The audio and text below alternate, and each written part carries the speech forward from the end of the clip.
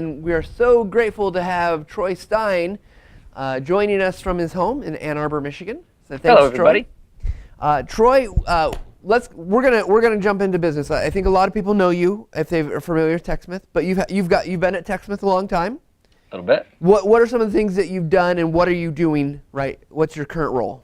I've been a product manager. I've been a solutions architect, a product manager, and now the innovation strategist, which is really just a way of saying a product manager that spends a heck of a lot of time on the roads with customers, trying to figure out what we need to do better. And we heard a little bit from Kate Ryan this morning, just talking about the shadowing that you guys are doing, looking to get into shoes of people who are and see their problems and feel the pain that they're feeling. Right. So let me give you an example. Yes. Right? So we know by listening to customers that they want the recording process to be simple. And they'll explain, Troy, it's got to be simple. Right? But with one of my customers, I spent probably 20 days over a period of a year with them. And I remember one time the gentleman that was making videos for the better part of a morning and took a break, and he was making all kinds of videos. And then he came out in the afternoon of his little recording studio, and he was completely exhausted.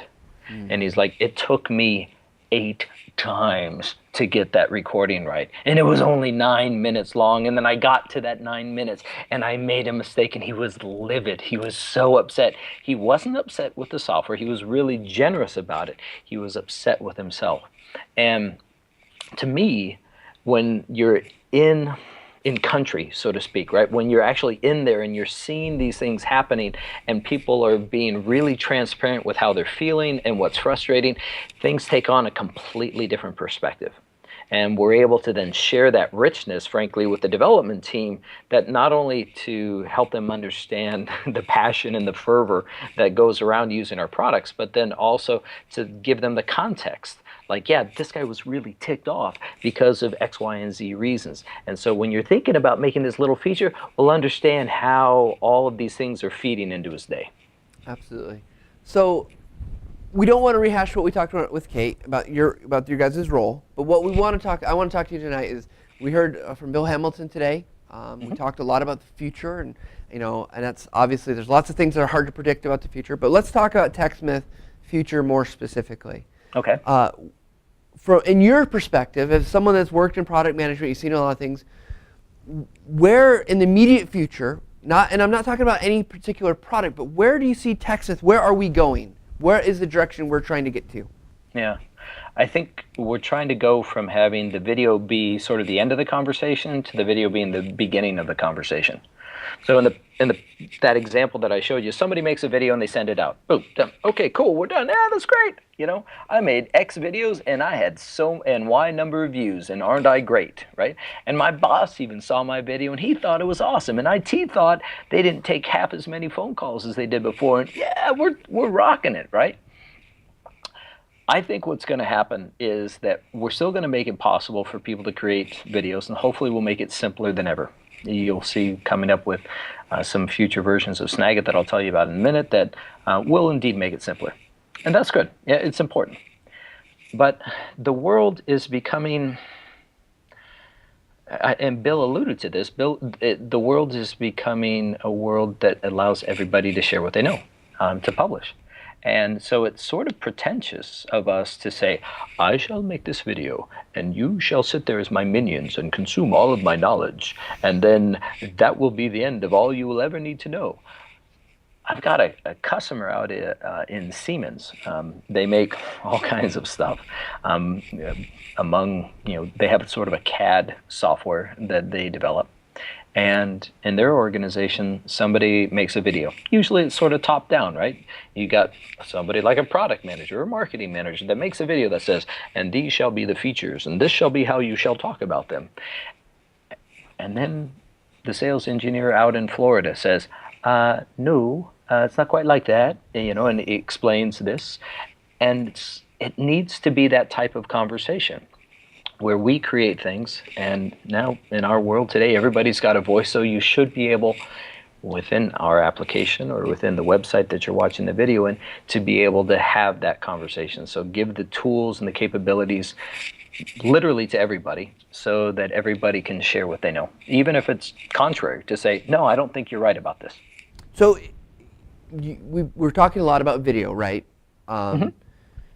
It seems like from a lot of conversations, even when we're talking to guests, the conversation naturally goes there, and I get this idea we're trying to make it simple and go beyond that. But what about for the people who say, I don't want that part of it. I just want to do the screen capture. I want the visual part, but I don't want the motion audio part. I don't want to deal with that. Is TechSmith still continuing? Is that still where we need to be focusing and looking? Absolutely. So we're not all about video, but I will say from the company's perspective, we're going to remain balanced because there is hugely a play for text in this world. Text is great. In fact, if I have a choice between reading 2 paragraphs and watching 5 minutes of video, I'll go for 2 paragraphs. Thank you very much, right?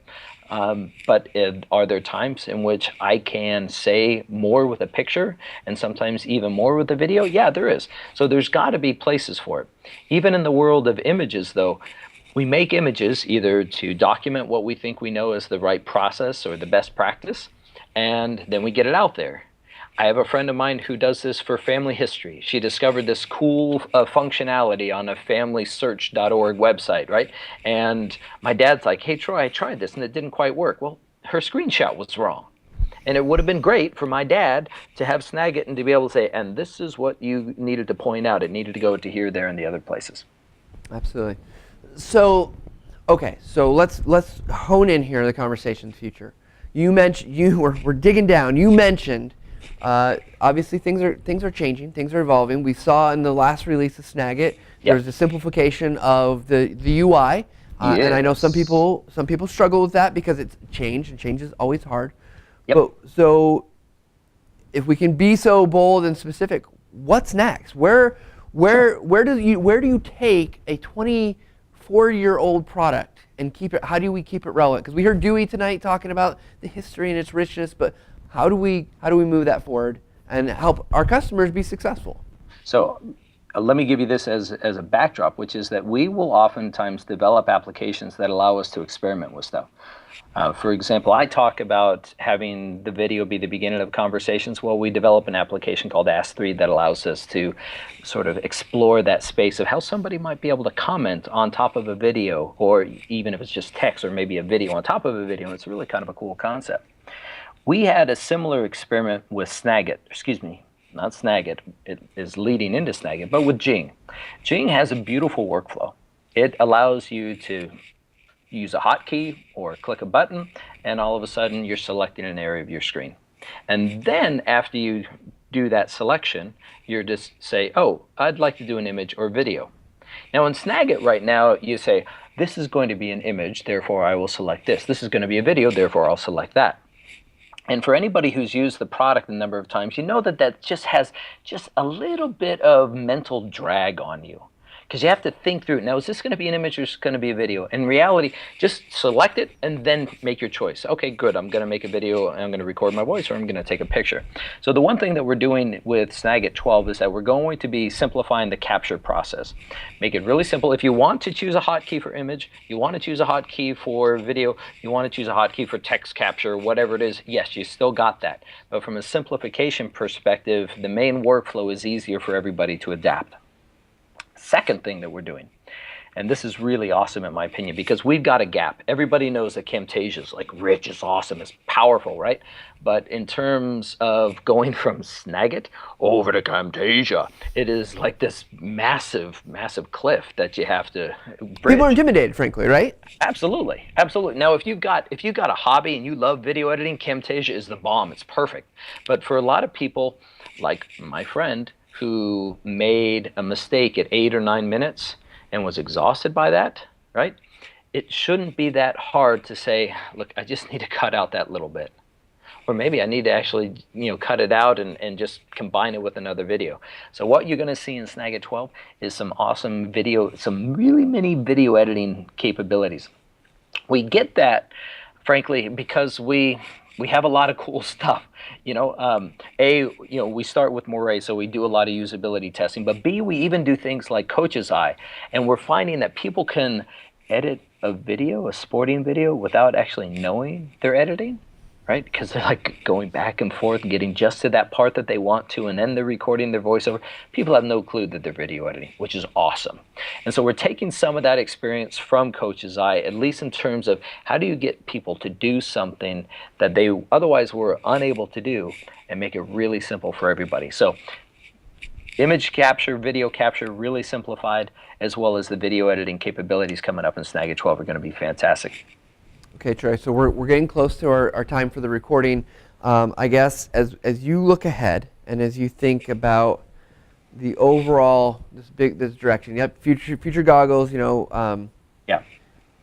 What else would you want our customers and everyone watching to know about what we like? Because I think it helps. If you understand where a company's going, you can understand the process. Right. And maybe understand that context might help you understand, like, why did they make this decision? Even though it's going to be hard because you're not internal, you'll never know everything. So yeah, I think it's important for people to know the assumptions that we're making from our perspective, because for us, we need to know if we are like just months ahead of the customers where they're going to be, or are we 2 years behind?